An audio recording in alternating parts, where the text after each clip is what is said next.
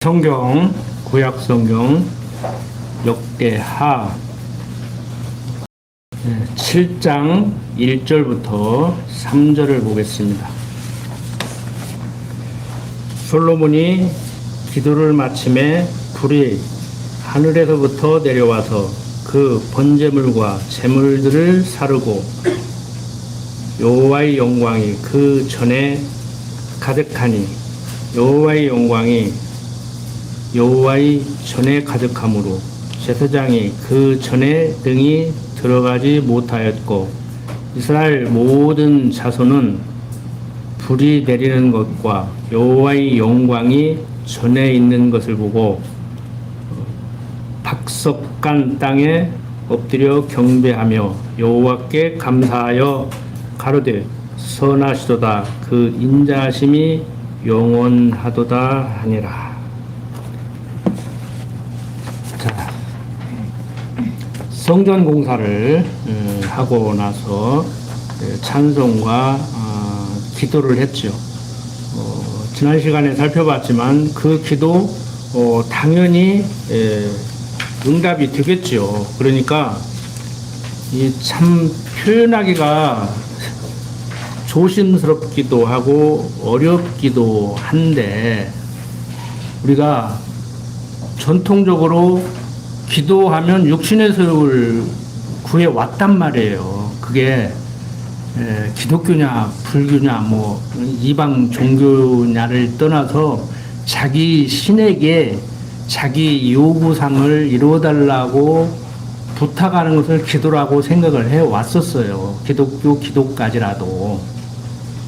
그래서 어떤 사람들은 심지어 뭐라고까지 얘기를 하는가 하면 하나님이 달라고 하면 주려고 준비를 했는데 달라고 안 하면 안 준다고까지 얘기를 해요.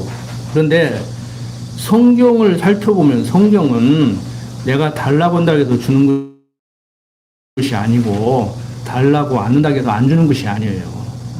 그러다가 보니까 이제 절충을 해서 성경을 가르치는 분들이 하나님이 주려고 했던 것을 이제 달라고 하는 것이다. 그러면서 저까지라도 어떻게 표현을 했냐면 이게 유치하게 표현을 하는 건데 말을 못 알아들으니까 정말 성경이 말하는 대로 이방인들이나 구하던 육신의 소욕을 구하던 그 성도들에게 그게 아니라고 가르치는데 너무 이상적인 것을 성경적인 것을 가르쳐버리면은 못 알아듣는단 말이에요.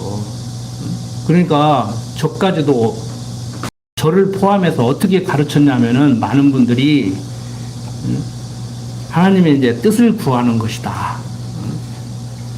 그러니까 하나님의 뜻을 구하는 것은 구체적으로 뭐냐? 몰라. 다른 목사님들은 어떻게 가르쳤는지 몰라도 저는 그렇게 가르쳤었어요. 성경신학을 가르친다고 하면서도.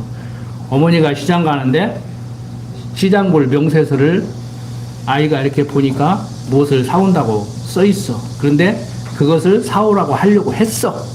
그런데 엄마가 보니까 우리 아들 좋아하는 거 사와야지 하고 사오려고 했어. 그러니까 엄마 그거 사와? 그러면 엄마가 이제 사온다. 이제 이런 식으로 가르쳤단 말이에요. 그 솔직히 비성경적이에요. 그러니까 수준에 맞게 가르치려고 하다가 보면은 가르치는 사람도 편하고 듣는 사람도 편한데 가르치기 편하고 듣기 편하다고 그렇게 가르치는 거 아니에요. 솔직한 얘기로. 저도 그러니까 좀 수준 없는 짓을 한 거예요. 수준 없는 짓을. 조금 더 차원을 높일게요. 이제 신학적인 차원으로. 예를 들어서 삼위일체 하나님을 가르치는데 성도들이 이해를 못하니까 사실 어렵거든요. 신학 박사들도 이해를 못해. 제가 삼위일체 하나님은 전통적으로 이래서 삼위일체 하나님이라고 가르쳤었는데 성경을 보면은 그게 아니고 이겁니다라고 얘기하면 여러분들 못 알아들어요. 신학 박사들도 현직 교수들도 못 알아들어. 왜? 그들이 주장하던 전통적인 삼위일체론과 성경을 근거로 내가 주장하는 그들이 말하는 삼위일체론에 대항하는 어떤 논리를 펼치면은 처음 듣는 소리거든. 어떤 뭐 이단이 왔어? 어떤 이단이요? 듣도 보도 못한 소리 하고 있네? 이렇게 돼버린단 말이에요. 그러니까 어떻게 가르쳤냐면은 내가 집에서는 아버지도 되고 남편도 되고 뭐 아들도 되지 않습니까? 교회에 오면 목사고 집에 가면 아버지고 부인에게는 남편이지 않습니까? 이렇게 나는 한 사람인데 내가 아버지도 되고 남편도 되고 아들도 되는 것 같이 하나님은 그런 분입니다. 그렇게 가르치면 이단이라고 이미 종교개혁 전에부터 얘기를 했어요.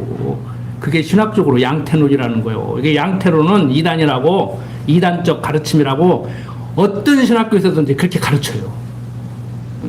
우리가 이단으로 정지한 사람들도 그렇게 가르쳐. 그건 양태론이다. 좀 어렵죠? 양태론이 뭔지 모르는데 그게 양태론이야. 쉽게 말해서 이해 못하는 사람들한테 빨리 이해를 시키려고 내가 아버지도 되고 아들도 되고 남편도 됩니다. 나는 한 사람인데 삼위일체론이 그겁니다. 성부 하나님이시자 성령 하나님이시고 성자 하나님이십니다. 한 분이지만 이렇게 세 분으로 나타난 겁니다. 그게 신학적으로 양태론이에요. 근데 신학교에서 양태론은 이단이라고 외워서 알고 있는데 그게 양태론인지 모르고 가르치는 거야. 그게 얼마나 답답하냐고. 그래가지고 지금 당신 무엇이오? 그게 전통적으로 이단으로 정죄하고 있는 양태론은 아닙니까? 그러고 또 성질을 내 막. 그런가? 내가 몰랐네. 나는 그게 양태론인지도 몰랐네. 진짜 나는 공부할 때는 양태론이 뭔지도 모르고 외워가지고 양태론은 이단이라고 배웠는데 내가 나도 모르는 사이에 양태론을 가르치고 있어버렸네? 이렇게 하고 빨리 돌아서야 할 거 아니에요. 교수는 안 배울 거야. 목사는 안 배울 거야. 그래서 여러분들이 항상 생각을 하시라는 거예요. 제 강론까지라도 정말 맞아? 하고 좀 생각이 있는 분들은 반론을 좀 제기하시라고. 옛날에는 그냥 강론 시간에도 막 하락해가지고 손도 들고 했는데 또 그것들은 좀 그러더라고. 그래서 요즘은 대중 강연을 하는데도요, 얼마 전까지만 해도 제가 중간에 손들으면 대답을 했는데 지금도 손드는 사람들이 있어요. 초등학교부터 군부대까지 다 돌아다니면서 강의를 하고 다니는데, 근데 요즘은 강의 다 끝나고 하십시오. 왜? 하려고 했던 질문이 강의가 다 끝나면 필요가 없는 질문이 될 수가 있거든. 그런 질문이 많아요. 그래서 요즘은 마지막 질문 시간 드릴 테니까 강의 다 끝나고 하십시오. 그럼 강의 딱 끝나면은요, 질문하려고 들어왔던 메모지가 질문이 하나도 안 나와버려요. 강의 잘한 거지. 강의 잘한 거지. 여러분들도 최소한 우리 그렇게 하자고요. 자석에서 이렇게 하다가 좀 이해가 안 됩니다. 내가 그쪽 분야는 대학에서 전공을 했는데 목사님 그런 표현은 이렇게 하시면 더 기가 막힐 겁니다. 그러면 내가 인정한다니까. 내가 메모한다니까. 그게 더 좋다는데. 그 분야를 전공한 사람이, 사회학 전공한 사람이, 문화인류학 전공한 사람이, 역사학 전공한 사람이 그 표현은 그렇게 하면 더 깔끔하고 사람들에게 공감을 불러일으킨다는데 고쳐야죠. 항상 배워나가야지. 그래서 성경은 다 알았다 하는 순간에 무너진다고 하는 거예요. 섰다 하는 순간에 넘어진다고 하는 거예요. 교육학적으로는 모르는 것이 많은 사람이 아는 것이 많은 사람이라고까지 얘기를 하는 거예요. 어렵죠? 언젠가도 말씀드렸는데 아는 것도 없으면서 아는 체 하는 사람들, 만물박사 같은 사람 5만 군데 다 끼어들어가지고 간섭하는 사람들 있잖아요. 그런데 진짜 아는 사람은요, 함부로 말하기가 두려워해요. 그리고 자기가 말을 하면은 어떤 반문이 들고 어떤 질문이 들을지 미처 그 사람 질문에 대비하지 못한 질문을 받을까 봐서 겁난다고. 그러니까 강의를 가면은 엄청 많이 준비를 했는데 그 중에 한 10% 정도만 하는 거지, 이제. 어떤 질문이 들을지 모르니까. 지난번에도 말씀드렸지만 초등학교 강의를 해도요, 그쪽에 아예 도통원 애들이 있다니까. 어설프게 뭐 연대 사람 이름 이런 건 함부로 됐다가 실수하면 큰일 나요. 지금 상하부터도 지금 그러고 달라든다니까. 뭐 할머니가 저번에 뭐라고 하니까 할머니는 그것도 몰라? 뻔하고만 그래 버리더라고. 그러니까 할머니가 미안해가지고 얘가 이제 컸다고 막. 오늘 아침에는 밥 먹으니까 카드를 딱 꺼내더니 결제를. 지네 아빠가 장난감 카드를 줬다고 들었는데 엄마가 할머니하고 가면은 딱 할머니 사드리라고 카드를 줬다는 거야. 그래서 그 결제해봤더니 진짜 결제가 되더라니까.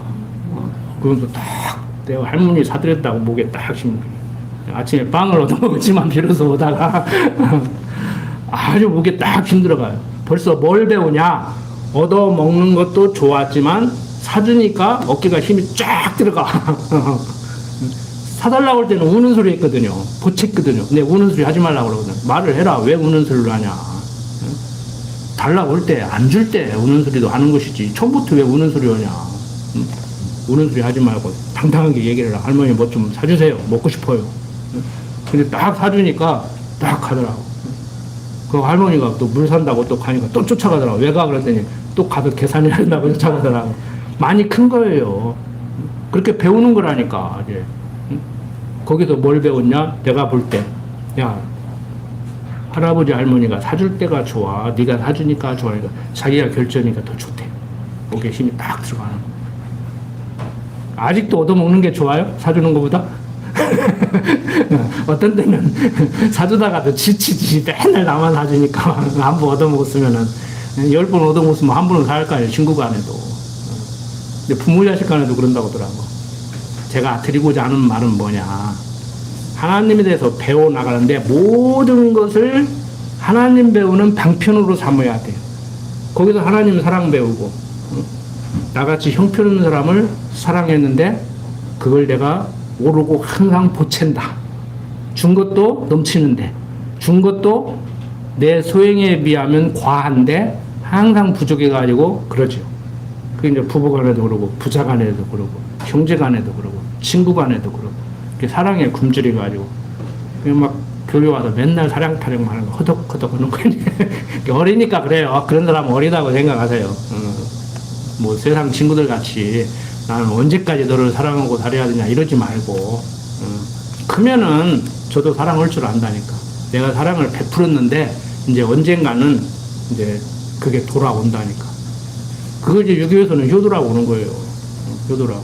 아, 부모 사랑 깨달으면은 부모가 생각하는 효는 보람을 느끼겠지. 야, 이제 컸구나. 지가 돈벌이 한다고 내 생일이라고 선물도 다 갖고 오네. 이 생각이 들겠지. 자, 오늘 지금 7장 내용을 지금 살펴보고 있는데, 기도 응답 당연히 돼요. 당연히 될 수밖에 없어. 하나님의 뜻을 구하는데. 아니, 아버지 다윗이 짓고 싶어도 허락하지 않았던 그 성전을 솔로몬으로 하여금 짓게 했는데, 아버지가 다 준비해놓고 일방 열국에서 다 자재 공수해오고 기술자 다 동원돼가지고 다 완공을 하고 그러는데, 이제 하나님의 뜻을 쫓아서 참 감사하게도 영광스럽게도 내 손으로 성전을 완공했습니다. 그리고 하나님께 찬송과 기도를 드리는데 그게 연락이 안 되겠어요. 당연히 되죠. 그래서 솔로몬의 기도에 불로서 응답이 되고 영광이 가득하게 이렇게 되는 겁니다. 그러니까 정리를 다시 한번 하면은, 기도는, 성경적 기독교 기도는 무엇이냐면은, 내 뜻을 구하다가 이제 하나님의 뜻을 구한다고 하는데, 틀린 말은 아니지만 하나님의 뜻을 알아야 구하든지 말든지 오지. 그게 겨우 구한다는 것이, 이제 우리 예배당 지으려고 하는데 예배당 지켜 주십시오. 그게 하나님 뜻이지 않습니까? 우리 예배당 짓는 것이 하나님 뜻인지 아닌지 어떻게 알아? 응? 이것도 걷어갈 줄 어떻게 알아? 너들 호강에 겨가지고 지금 부족이요? 막 그리고 하나님이 칠지 모른다고, 재수없는 소리지만. 응? 이런 소리 한다고 뭐 재수없게 되는 거 아니에요. 내가 이런 말 한다고 하나님이 그래 내가 네 기도 들어줄게 그러고 못 지켜갖고 그런 분 아니요. 그 세상적인 생각 하시지 말라고. 말로 하다 보니까 표현을 하는 거지. 육신을 가졌기 때문에 듣기 싫을 수는 있지만, 그래도 들 일은 되고 안 들 일은 안 된다고 하는 얘기예요. 우리가 아무것도 안 해도 된다는 얘기는 아니란 말이에요. 그런데 하나님의 뜻이 하늘에서 이루어진 것 같이 땅에서도 이루어지기를 소원하는 것이 성경적 기독교 기도예요. 그 누가 가르쳐준 기도예요? 주기도면 백날 호모돼요? 하늘에 계신 우리 아버지요, 뜻이 하늘에서 이루어진 것 같이 땅에서도 이루어지다. 응? 그게 성경적 기도라고. 엄격히 얘기해서 이게 언어의 한계인데, 내 뜻을 구하는 것이 아니고 하나님 뜻을 구하는 것이 아니고, 하나님 뜻이 이 땅에 이루어지기를, 하늘에서 이루신 것을 이 땅에도 이루시기를. 왜? 당신이 여호와심을 알게 하려고. 그러니까 우리들의 삶은 하나님이 허락한 삶을 살면서, 참 속된 표현으로 제가 가끔 원색적으로 말씀을 드리지만, 지지고 볶고 살면서 하나님 모르는 사람들이나 아는 사람들이나 불교인이나 기독교인이나 다 엇비슷하게 살아요. 일요일날 예배당에 오는 거 빼놓고는 뭐 거의 비슷하게 살아. 그런데 그 속에서 우리는 하나님의 어떠한 분이심을 배운단 말이에요. 어떠한 분이심을 배우느냐? 예배당 와서 이렇게 강론 시간에 성경을 가지고 성경이 말하는 하나님은 이런 분이라고 얘기했는데 귀로 들었던 것을 삶 속에서 이제 체험을 하는 거예요. 그게 경건의 연습이에요. 야, 성경이 하나님은 이런 분이라고 하더니 정말 그렇구나. 그래서 연륜이 좀 있는 분들은 다른 거 다 그만두고 진짜 세상 내 마음대로 안 되네. 내 마음대로 돼요? 밥 잘 먹고 건강식 하고 그냥 나쁜 음식 안 먹고 유기농 먹고 고기 많이 안 먹고 채소만 먹고 막 이렇게 웰빙 식단을 짜가지고 하고 운동 열심히 하고 잠 잘 자고 규칙적인 생활하고 좋은 생각만 하고 이게 태교할 때 같이 앉는 자세도 뭐 반드시 하고 그렇게 하니까 건강하냐? 그래서 건강했냐고. 그래서 건강했다고 뭐 이것도 큰 착각이오. 그렇다 해가지고 뭐 아무거나 먹고 뭐 함부로 하라는 얘기는 아니에요. 또 사람들이 뭔 말을 하면 자꾸 이분법적으로 흑백 논리로 이거 아니면 저거 이렇게 생각을 해. 그러니까 사람들이 추운 게 좋아 뜨거운 게 좋아 그러면 나 같으면 뜨거운 건 뜨거운 거 떨어주고 추운 건 추운 거 떨어줘. 그럼 어떤 사람은 또 뜨거운 건 뜨거워서 싫고 추운 건 추워서 싫어. 또 그런 사람이 있고. 안 주면 어쩔 거냐고. 안 주면 어쩔 거요. 자기만 괴로워. 여러분들이 괴로운다고 우리가 통성기도 합신기도 한다고 오늘 날씨가 바뀌겠어요? 뭐가 바뀌겠어요? 뭐 바뀌었다는 사람도 있지만.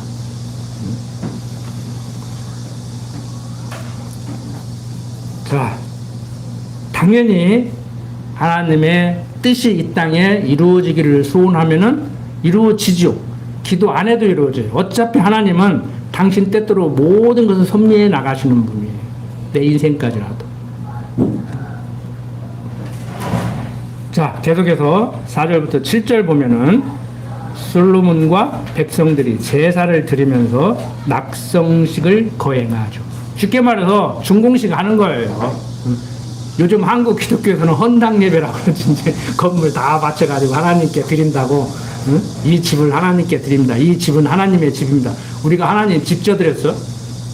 저도 84년도에 군대 제대하고 85년도에 그 성산교회 지금 건물을 제가 건축위원이 이게 그 뭐라 그래 그 회장 밑에 총괄을 하는 사람 있잖아요. 총무하면서 군청에 가서 뭐 서류 일하고 뭐 또 회계도 같이 겸하면서 다 했는데 그때 이제 헌당 예배라고 그러지. 이제 그날 이제 안수집사도 임직 받고 그랬는데 인사를 할 때는 군산 노예 합동측 목사님들 다 모였는데도 다윗에게도 허락하지 않은 성전을 참 허락해서 감사하다고 영광스럽다고 좀 이렇게 했더니 막 목사님들이 막 똑똑하다고 막 그러더라고. 똑똑하지. 자기들 갖고 써. 네, 그때 이제 마침 또 이제 여기 전북신학교 이제 거기 이제 신학생으로 이제 다니고 이제 그랬는데 제가 그러다가 포기했었어요. 개복교회 김정성 목사님 살아있을 때. 뭐 이름 되면은 뭐 나이 드신 분들은 다 알만한 분들이에요. 뭐 중앙교회 뭐 목표하든 강계동 목사라든지 뭐 성산교회 목사님, 요한교회 목사님들. 근데 그분들이 뭐 내 스승으로 또 신학교 수업도 하고 그랬는데 신학교 수업 시간에 미안하다고 하더라고. 제대로 못 가르쳐가지고. 영어도 나보다 못하는 사람이 영어 가르친다고 앉아있고 헬라어 히브리어도 나보다 못하는 사람이 히브리어 헬라어 가르친다고 앉아있고 그러니 답답하지. 나는 독학을 했어도 교회신학 책 달달 외우고 있는데 공부도 제대로 안 해갖고 수업 시간에 들어가지고 엉뚱한 소리나 하고 목회하기 바쁘고 신방하기 바쁜 양반들이 와서 저는 야간 다녔거든요. 낮에 일하고 가서 와가지고 허겁지겁 와가지고 강의하려니까 강의가 되냐고. 그래갖고 H 뭐 취업을 이렇게 해서 목사 되는 것이구나. 안 오고 만다. 우리 형님이 목회하다가 포기한 이유를 알겠구나. 그러고 이제 포기했어요. 그러다가 이제 우리 박영기 목사님 만나고 우리 박유철 목사님 만나고 하다 보니까 이렇게 목회 자리까지 왔는데 저는 학생들이 목회를 시켰습니다. 현직 선생을 할 때 학생들이 날마다 성경을 가르쳐 달라고 하고 졸업을 해서도 계속 가르쳐 달라고 하다가 보니까 교회가 돼서 목회를 했는데 여러분들 솔로몬이 제사를 드리고 나서 낙성식 거행하는 거 당연한 거 아닙니까? 영광이죠, 인간적으로. 허구 많은 사람들이 있는데 그 잘난 아버지 다윗에게도 허락하지 않았는데 허락했다는 거 육신적으로 영광이에요. 누가 뭐라 해도 영광이에요. 그거 부인하자는 얘기는 아니에요. 세상에서 뭐 출세한다, 뭐 돈이 많다, 건강하다, 그거 무시하자는 얘기는 아니에요. 아, 육신이 있는데, 응? 건강하고 싶죠. 돈 많고 싶죠. 명예 얻고 싶죠. 응? 그게 사람 사는 모습인데. 응? 그것까지라도, 응? 나는 왜 안 주는가 하고 불평불만을 할 수는 있어요. 좀 하나님께 서우는 마음을 가질 수는 있어요. 근데 거기서 멈추시라고. 거기서 더 나가면 이제 병 생기고 스트레스 받고 사람 시기 질투하고 어느 정도 사람들이 고약하느냐 하면은요, 많이 있는 일은 아닌데 막 요즘 병원에서 막 간호사들 뭐 태움 막 일어나가지고 그 군대에서 상급자가 하급자 막 이게 힘들게 하는 거거든요. 근데 같은 직종에 있는 사람들끼리 서로 위로하고 격려하고 도와주고 후배들 이끌어주고 그렇게 나가야 되는데 막 옛날 시어머니 내리 시집살이 시키듯이 그런 짓들을 지금 하고 있다고 사람들이 죽어나가잖아요.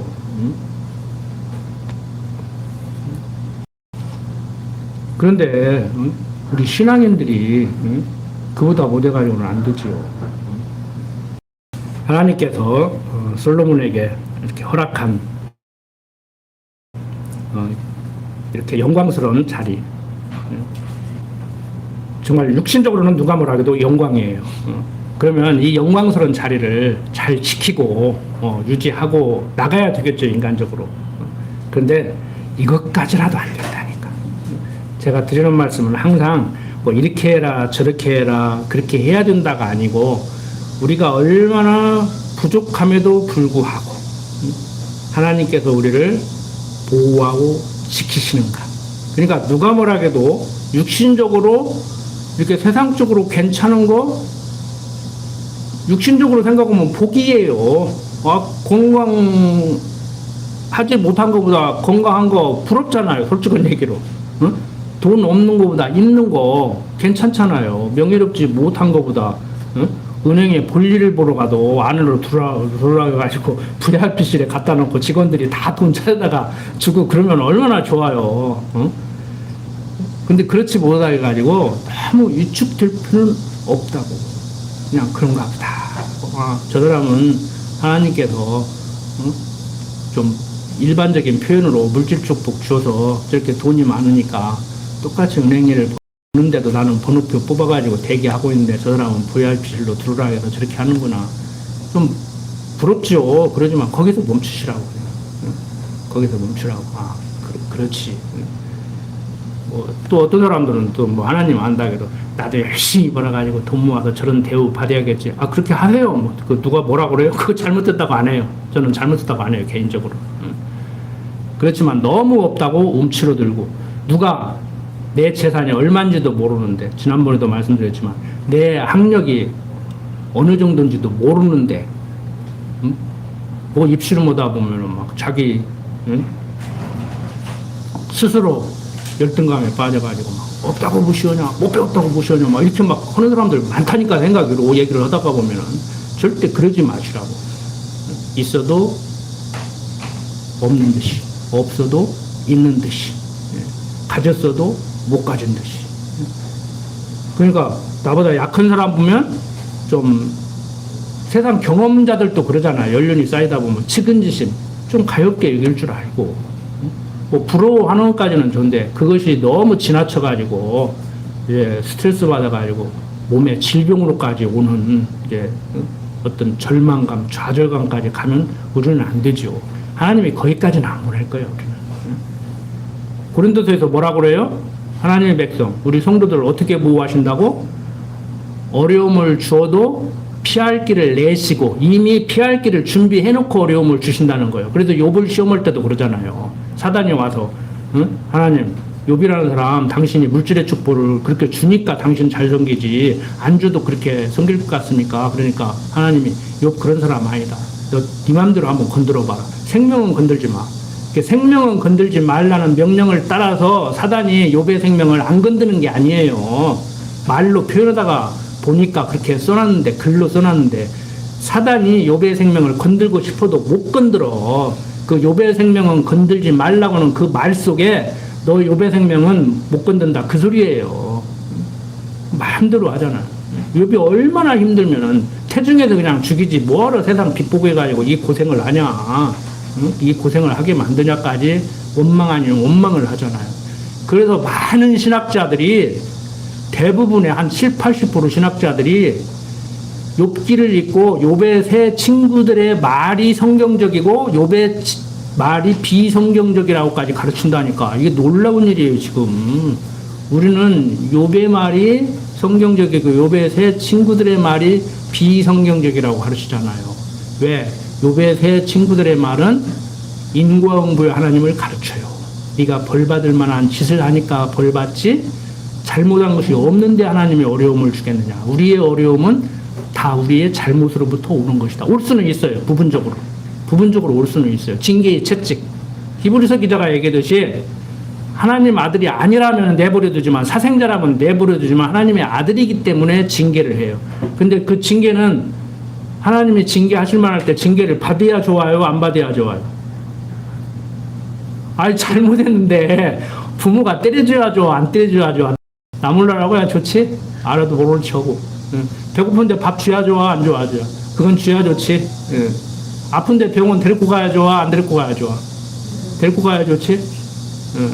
세 가지 중에 한 가지도 잘못했을 때 모르는 척하는 게 좋지. 잘못인지 모르고 잘한 것만 생각하고 상이나 주면 좋지. 잘한다. 옛날에 교육은요, 교육학에서 칭찬은 고래도 춤춘다고 잘한다 이렇게 가르치라고 했어. 근데 잘한다 하면 요즘은 지가 진짜 잘하는 줄 알고 착각하니까 그렇게 가르치지 말라고 그래. 그럼 못 온다고 가르치냐? 아무 말도 말아. 내버려둬. 그냥 하는 대로 내버려둬. 잘하고 못하는 것이 어디가 있어? 옳고 그런 것이 어디가 있어? 에? 꼭 공부 못하는 사람들이 애들 달달보고, 공부 잘하는 사람은 공부 잘하는 것이 얼마나 힘든 줄 아니까 공부 열심히 하라고 말을 못해. 공부하는 게 제일 힘들거든, 세상에서. 제 표현도 한계가 있어요. 초점을 맞추고 얘기하다가 보면은 제 말에도 한계가 있다고. 1시간 할 얘기를 몇 마디로 하다가 보니까. 모르면 가만히나 계시라고. 여러분들이 어떻다는 얘기가 아니고. 내가 집에서도 항상 그런 소리야, 그 소리예요. 저도 그래요, 저도. 이 상아가 저한테도 이제 따진다니까? 할아버지, 빽빽빽 소리 안 들려? 오늘 아침에도. 빽빽빽 소리 나는데 할머니가 불렀는지 할아버지가 불렀는지를 모르니까 누가 부른 거야? 나는 맸는데. 그러니까 할머니가 네가 안 맸구만 하는 거. 아니야, 나는 맸어. 할머니가 안 맸지? 다 그러더라고. 간섭하는 거예요. 왜? 내가 가르쳤잖아. 안전벨트 매라고. 그 소리가 뭔 소리인지를 알잖아. 그러니까 누가 안 맸어? 빨리 매. 딱 하는 거예요. 갖추는 보람을 느껴야지. 웃으면 그러더라. 아이고, 꼬맹이 가르쳐 놓으니까 이제 함부로 못 하겠네. 맞아요. 손자에게서도 배운다. 옛날 어른들이 이미 한 말이야. 성경에는 안 나오지만. 아, 성경에는 그보다 더 심하게 나와. 누구한테 배우라고요, 성경은? 개미한테도 배우라고 그랬어. 개미한테도. 개미한테도 배우라고. 자, 솔로몬과 백성들이 제사를 드리면서 낙성식을 하죠. 누가 뭐라 해도 영광스러운 자리입니다. 마찬가지죠. 우리들이 지금 참 그 어려운 살림에 600평이나 되는 땅 사놓고 지금 건축을 위해서 다음 주에 건축위원이 또 모인대요. 이제 막 뭐가 추진이 되는가 봐, 이제. 그런데 지금 뭐 다윗에게도 뭐 허락하지 않은 뭐 성전을 우리에게 허락해서 이게 영광이 아니고 그거 뭘로 지금 지려고 하는 거예요, 우리? 뭐하러 지려고 하는 거예요? 우리 자식들 대이어서 거기서 모여서 성경 배우고 교제 나누고, 응? 믿는 것과 아는 것이 같은 사람들이 항상 즐겁게 행복하게 서로 격려하고 위로하고 사랑하고 살으라고 그거 하려고 하는 거 아니오? 응? 그래서 우리가 왜 그것을 하려고 하는지, 성경은 얘기하죠. 고린도서에서 얘기하잖아요. 먹든지 마시든지 무엇을 하든지 하나님의 영광을 위해라. 그리고 무슨 일을 하려면 항상 생각을 해라. 무슨 일을 하려면 하나님이 하시는 것 같이 하고, 무슨 말을 하면은 하나님이 말씀하시는 것 같이 말을 해라. 책임 있게 말을 하고 권위 있게 말을 하고 그렇게 하는 거예요. 세상 사람들이 뭐 말을 잘해야 된다, 처신을 잘해야 된다, 뭐 100번 말하는 것보다 한 번 행동하는 것이 뭐 중요하다, 이런 말이 전혀 틀린 말은 아닌데 우리는 그것을 넘어서는 사고를 하고 말을 하고 행동을 한다니까요. 그리고 그것을 통해서 너는 나를 본받아라, 너는 왜 그따위로 사냐가 아니고 가르치고 배우면서 하나님 배우는 거죠. 내가 얼마나 부족한가. 본을 보여서 가르친다고 하면은 제가 상하한테 어떻게 본을 보여서 다 가르치겠어요. 운전하다가 막 하면 할아버지 좀 천천히 가. 저 사람은 왜 저렇게 운전하는 거야. 다 시비해요. 말과 행동 보고 배웁니다. 운전하면서 내가 했던 무의식 중에 무심코 했던 말 상하가 다 배워가지고 그대로 나한테 돌아와요. 그게. 할아버지 운전 똑바로 해. 지금 빠르잖아. 갑자기 사선변경 오면 어떡해. 내가 했던 얘기거든요. 다 운전 잘못한다고 나한테 한다고. 배우는 거예요. 지금 진짜 조심해요. 집사람도 못 가르쳤고 스승도 못 가르쳤고 군대에서 상관도 못 가르쳤는데 상하가 다 가르치고 있다니까. 진짜 말 한마디 한마디를 할 때 진짜 조심해요. 여러분들 앞에서도 솔직히 나 하고 싶은 말 다 하잖아요. 내가 원색적으로 표현하잖아요. 우리 형님이 깜짝깜짝 놀래요. 설교하는데 앉아있어, 한 번 앉아있는데 몇 번 앉아있었는데 불안해서 못 앉아있겠대. 저 입에서 뭔 말인지 나올지 모르니까.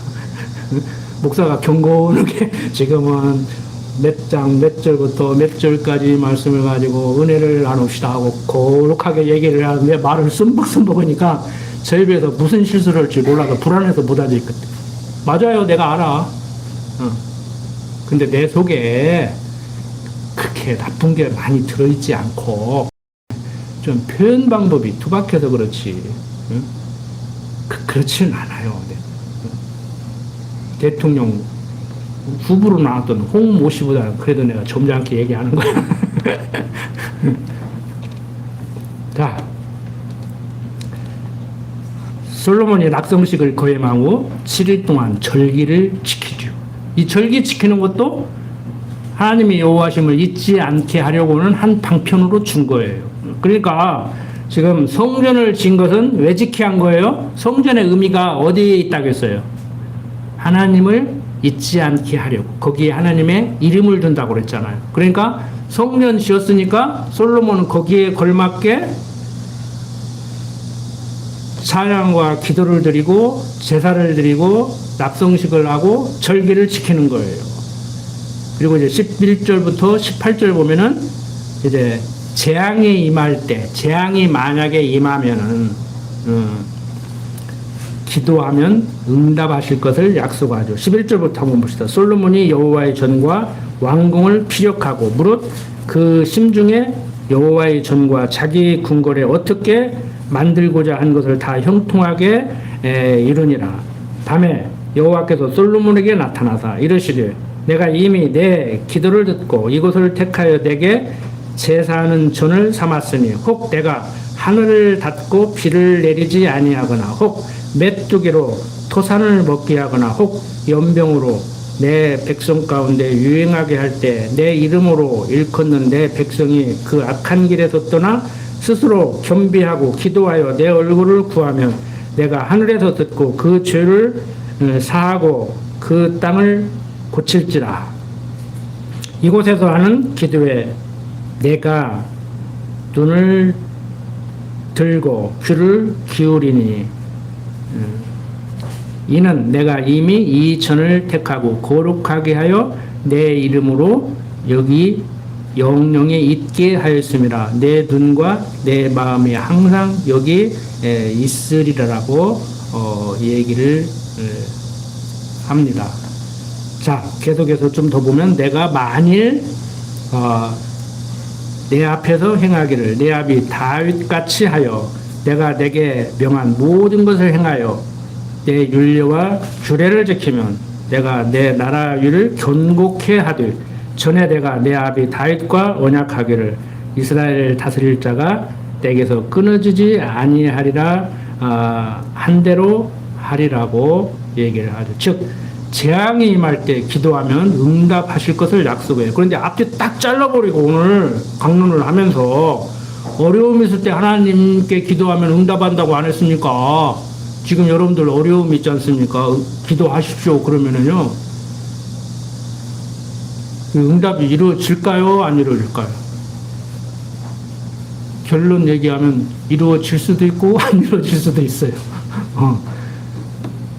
자, 말 안 들을 때 이 일반 계시라고 그래요. 부모와 자식 간의 관계, 하나님과 나와의 관계.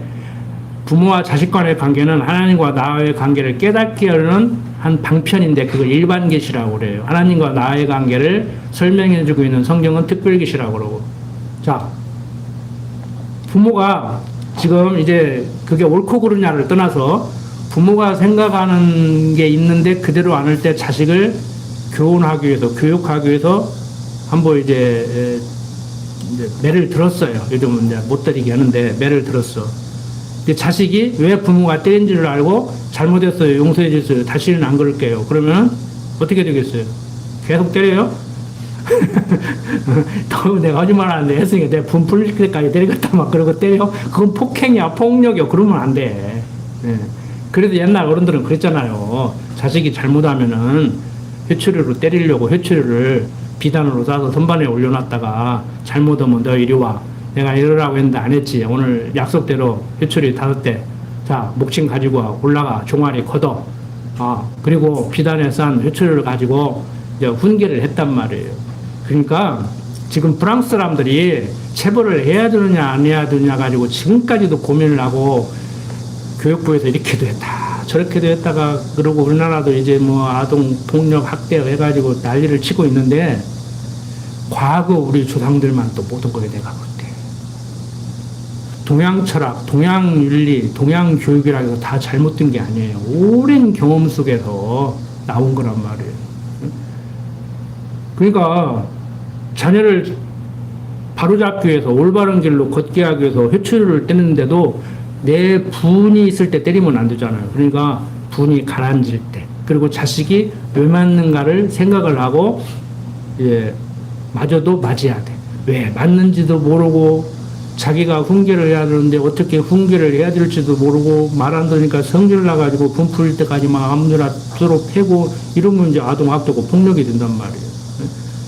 그래서 언젠가도 말씀드렸지만 여러분들도 나이 드신 분들은 다 알고 있을 거예요. 자식이 어느 날 눈물을 흘리더라는 거예요. 그 얘기 한번 드렸잖아요. 왜 흘렸냐. 평상시는 때려도 그렇게 안 울더니 때리던 아버지 이 손 힘이 빠져가지고 우리 아버지가 이제 늙었구나 그러고 연로하신 그 아버지의 안타까움 그걸 깨닫고 그렇다는 거예요. 종아리가 아파서 울고 한 3대만 때렸으면 좋겠구만 10대 때리니까 억울해서 울은 것이 아니고 아버지 손에 힘이 빠진 것을 느끼고 그렇다는 거예요. 그러니까 이 동양 그 교육 속에서 일어나는 부모의 사랑을 깨닫는 자식. 그 아파서 울고 억울해서 울고 그러지 부모의 손이 빠졌다고 우는 자식이 있겠어요? 서양에서는 그런 말 못 들어봤거든요. 저도 책을 많이 읽었지만 그만큼 수준이 높다고. 그런데 성경은 뭐라고 그래요? 철학과 헛된 속임수라고. 철학은 아무것도 아니라는 거예요. 그리고 그럴싸하게 얘기하는 교육학 이런 거 아무것도 아니에요. 해결 안 된다니까요. 교육학으로. 그래서 요즘은 교육학자들도 교육이 뭔지를 함부로 얘기하지 마라. 교육이 뭔지를 모르는 사람들이 교육이 어떻고 저떻고 하지 교육이 뭔지를 아는 사람 함부로 얘기 못한다. 그래서 언젠가도 몇 번 제가 반복해서 말씀을 드렸다시피 도둑질은 아버지 밑에서 나는 절대 우리 아버지 같이 도둑질을 안 해 하는 사람이 있냐면은 보고 배운 것이 그거라. 내가 아무리 안 하려고 해도 아버지 유전자도 내려받았고 아버지가 그 하는 모습을 바라보고 교도소 들락거리는 것을 바라보고 저도 도둑질을 해요. 그런 사람이 있다니까.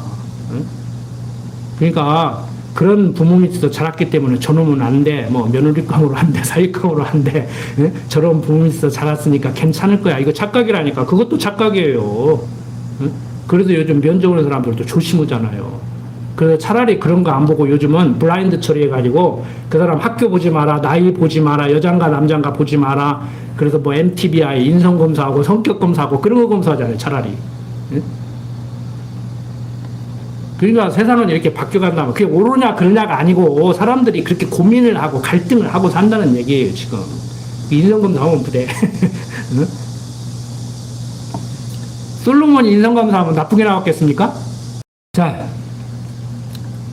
19절부터 21절 보면은 여호와의 명을 어기고 우상을 섬기면 멸한다고 말씀을 하시죠. 네, 보고 마칩니다. 그러나 너희가 만일 돌이켜 내가 너희 앞에 둔 내 율례와 명령을 버리고 가서 다른 신을 섬겨 숭배하면 내가 저희에게 준 땅에서 그 뿌리를 뽑아내고 내 이름을 위하여 거룩하게 한 이 전을 내 앞에서 버려 모든 민족 중에 속담거리와 이야기거리가 되게 하리니 이 전이 비록 높을지라도 무릇 그리로 지나가는 자가 놀라 가로되 여호와께서 무슨 까닭으로 이 땅과 이 전에 이같이 행하셨는고 하면 대답하기를 저희가 자기 열조를 애굽 땅에서 인도해 내신 자기 하나님 여호와를 버리고 다른 신에게 부중하여 그를 숭배하여 섬김으로 여호와께서 이 모든 재앙을 저희에게 내리셨다 하리라 하셨더라. 이렇게 말씀한 대로 솔로몬이 우상을 섬기고 백성들을 힘들게 했어요. 세금을 너무 많이 걷어들여가지고 1000명이나 되는 부인들을 두고 그 여인들이 가지고 온 우상으로 솔로몬 전각을 가득 채웠단 말이에요. 그러니까 솔로몬 성전의 지성소에 그 우상을 넣었다는 얘기는 아닌데 그 여인들의 우상을 둔 전각을 세웠어요. 그러니까 솔로몬 성전 외에 성전 안에 그 전각이 많이 있는 거예요. 우리 과거에 조선 왕조 지금 경복궁을 비롯한 그 울타리 안에 후궁들이 들어오고 그러면은 전각을 이렇게 지어줬잖아요. 그래서 왕궁이 경복궁만 있는 것이 아니고 원래 정도전이랑 진 것이 경복궁이지만 뭐 창덕궁, 창경궁, 뭐 휴경궁 이렇게 있듯이 전각을 1000개를 졌다고 생각 한번 해보세요. 솔로몬 성전 안에 조그맣게 지었겠지. 그래서 결국에 과정적으로는 말씀한 대로 때려요. 남북으로 나눠지잖아요. 바로 아들떼에 가서 나눠지잖아요.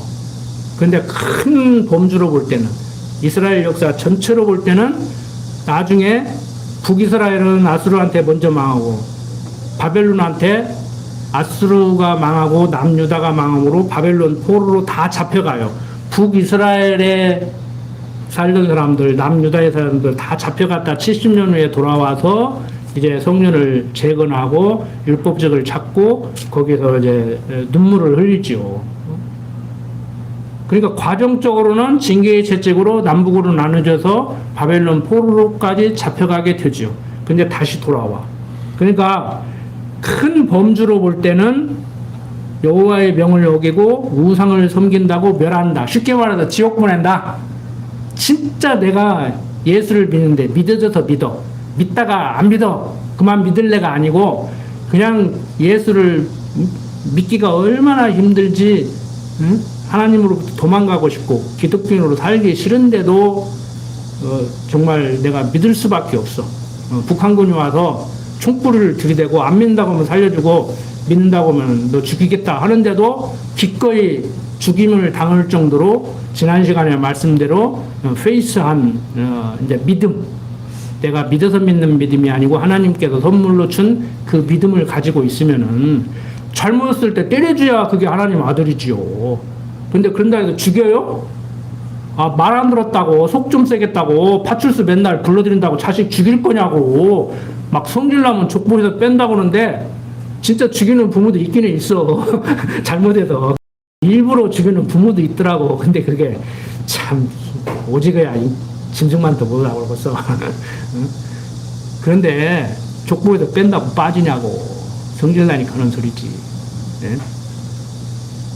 여러분들 다른 거 다 그만두시고 지금까지 하나님을 인공부의 하나님이라고 생각하고 잘못하면 때리고 잘하면 상 준다 유치하게 이것만 생각하지 마시고 하나님께서는 당신의 백성이기 때문에 잘못했을 때 징계의 채찍을 때려주시고 나를 좀 더 성숙시키기 위해서 경건의 연습을 시키고 운동선수들 금메달 따기 하려고 혹독하게 훈련시키듯이 그게 경건의 연습. 잘못했을 때 돌이키게 하려고 때리는 거 그게 징계. 지옥 보내는 형벌은 없다. 천국 보내려고 했는데 하는 것 보니까 얄미워가지고 응? 안 데리고 가겠다. 이런 건 없단 말이야. 데리고 가려고 했는데 하는 것 보고 안 데리고 간다. 아니, 택할 때부터 하는 것 보고 너는 내 아들 삼아야 되겠다.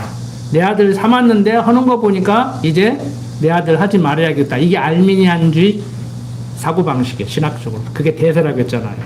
칼빈주의는 성경적인 것은 뭐냐? 처음부터 조건 없이 택했고 택했기 때문에 어떤 행위를 보고 끝까지 보호하시는 것이 아니고 약속대로 이루시는 언약성취 하나님께서 당신의 자녀이기 때문에 끝까지 보호하신다. 그때 잘못했을 때는 징계를 하신다. 경건의 연습으로도 징계를 하신다. 그러니까 내가 뭘 잘못했나 생각하는 건 좋아요. 개인적으로 생각하는 건 좋아요. 그런데 경건의 연습일 수도 있고 우리는 하나님의 그 크신 뜻, 그 높으신 뜻을 헤아리기가 참 힘든단 말이에요. 그게 이제 우리들의 갈등이죠, 여러분들.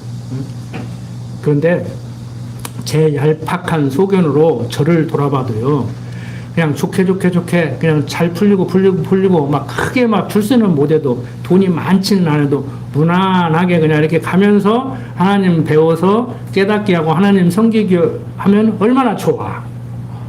근데 그게 제 경험적으로 저를 돌아봐도요, 좋을 때는 금방 잊어버려. 그냥 당연하고, 처음에 감사한 뭐 한 번을 얼른지 모르지만 금방 잊어버려요. 그렇게 감사한 생각이 안 들어. 근데 어려움이 닥치고요. 앞이 캄캄하고 앞에 절벽이 딱 이렇게 있는 것 같고 앞에 장벽이 가로막혀 있는 것 같고 해결책이 없을 때 믿음이 좋아서 하나님을 뭐 매달리는 것이 아니고 대책이 없으니까 결국에는 하나님의 사람으로서 하나님 의지할 수밖에 없겠더라고. 과거 육신적으로 이방인들이 하는 기도같이 이것 좀 해결해 주십시오가 아니고 해결을 해야 할 도리가 없네요. 하나님이 해결해 주셔야 되지. 이게 도리가 없습니다. 나는 생각조차 못하십니다. 대책이 없습니다. 이렇게 되니까 믿음이 좋은 것 같아. 얼마 전에 우리 친구가 그러더라고. 아무개나 연금 타고 뭐고 나는 노후 대책도 안 되고 참 답답하긴 하네. 그랬더니 막 교회에서 막 한 500만 원, 600만 원 주는 줄 알아. 그래가지고 얘기를 했지. 이만저만이야 그렇게 다닌다. 아 그래? 그럼 맨날 놀러 오고 밥 갚느라고 하더니 밥값치가 되더라고. 미안하다 그러면서. 그런데 그 친구가 하는 말이 있어요. 그래도 너는 하나님이 보호잖아. 근데 그 친구도 생전 때 같이 교회를 다녔다고 하고 그렇게 해주면 너도 다녀. 네 하나님은 아니냐? 너도 지금 완전 기독교에서 벗어난 건 아닌 것 같은데 말하는 거 보니까 왜? 목사기 때문에 안 와요. 오라기도 안 와. 편치를 안 타는 거야. 내가 술을 사줄게 걱정 말고 오라기도 나는 술을 안 먹지만 먹고 싶어도 체질적으로 못 먹지 않느냐. 신앙 때문에 안 먹는 거 아니다. 맥주 한잔 그거 못 먹어? 응? 동기가 왔는데 먹을 수 있죠. 근데 걱정 말고 와. 술 내가 사줄게. 근데 너 하나 왜 불편하다는 거야. 예수 믿으라고 않잖아. 내가 언제 기독교 얘기 한 적 있어? 만나면 그냥 놀러 가라고 옛날 얘기하고 군대 생활 얘기하고 그랬지. 근데 불편하대요. 왜 그러겠어요? 영이 다르기 때문에 그래. 세상과 우리는 짝할 수가 없어요. 우리가 세상 보고 짝하자 해도 세상이 우리를 짝하지를 않으려고 한다니까. 그래서 내가 그랬다니까. 너 빨리 나와야겠다. 빨리 나와라. 아마 곧 나올 것 같아. 우리 교회 출석도 중요하지만 우리 교회 출석 안 한다고 하나님께로 인도해야 될 거 아닙니까? 여러분들 편안하십니까? 좀 불편하시죠? 육신이 연약하기 때문에 질병 때문에 더위 하나 때문에도 불편한데 근데 여러분들 하나님께 좀 서운한 마음이 들고 하나님을 때로는 원망하고 싶고 좀 속상하고 마음이 편치 않으시더라도 모든 일련에 우리 주변에서 일어나는 나에게 일어나는 모든 일들은 하나님이 나에게 말씀하고 계시다. 그리고 당신이 나를 사랑하고 있다는 증거다. 그게 물질적으로 육신의 건강 문제로 어떤 명예 문제로 지금 차라리 내가 하나님 모르고 살았으면 그냥 속편하게 세상 사람들 같이 살 건데 하나님 알므로 정말 하나님을 때로는 더 원망하고 싶은 마음이 드시더라도 조금 생각 좀 더 하시고 자본의 마음을 가라앉히시고 정리를 하시면서 하나님의 음성을 들으시기를 바랍니다. 뭐 환청 들으면 그건 안 되고 환청 들으면 안 되고 마음속으로 지금 내가 무엇을 어떻게 해야 되는가, 지금 무슨 말씀을 나에게 하고 계신가. 하나님 사랑 깨달으면 돼요. 하나님 사랑 깨달으면 돼요. 그래서 제가 드리는 말씀이 그거예요. 진통제를 먹지 않으면 잠을 못 들더라도 그것 때문에 마음이 불편하고 불행할 수도 있겠지만 제가 드리는 말씀은 차원 높은 얘기란 말이에요. 진통제를 먹으면 잠을 못 들을 정도로 고통스러워도 마음의 평강은 잃지 마라. 이걸 세상 사람들이 이 말을 이해를 하겠냐고. 진통제를 먹어야만이 잠이 드는 고통이 오는데 어떻게 마음의 평강을 유지할 수 있겠냐고. 이게 가능하냐고 사람들은 물어요. 근데 그 가능해요? 진짜 가능하다는 그 확신이 여러분들 생겨야 돼. 그냥 외워서 하는 얘기가 아니고, 응? 진통제를 먹지 않으면 잠을 못 잘 정도로 막 허리가 아프고 고통스러운데도 마음의 평강을 잃지 않는다? 이 말이 와서 다 한다니까, 이게. 조금 감각적으로 오시는 분들은 있을 거예요, 이게. 이게 뭔 말인지.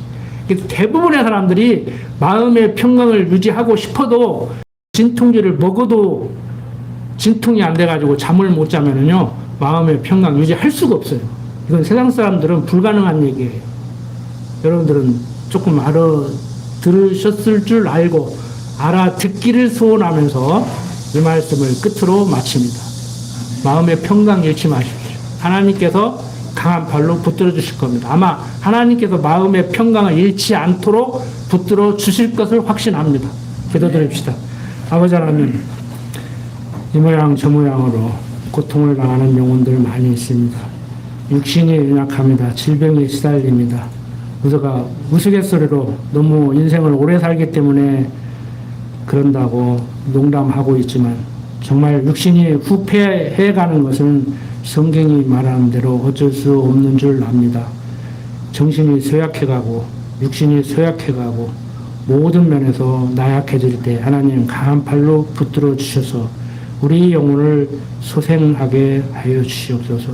세상 명예가 없어서 사람들로부터 조롱받을 때 그들의 그 말에 개의치 않고 살아가게 하여 주시옵소서. 경제적인 어려움으로 궁핍함을 느낄 때 그때도 먹을 것과 입을 것이 있은즉 족한 줄 알라고 하는 하나님의 그 말씀이 어떤 의미의 말씀인지 다시 한번 생각하게 하여 주시옵소서. 부족한 종 예수님 이름으로 기도드립니다. 아멘.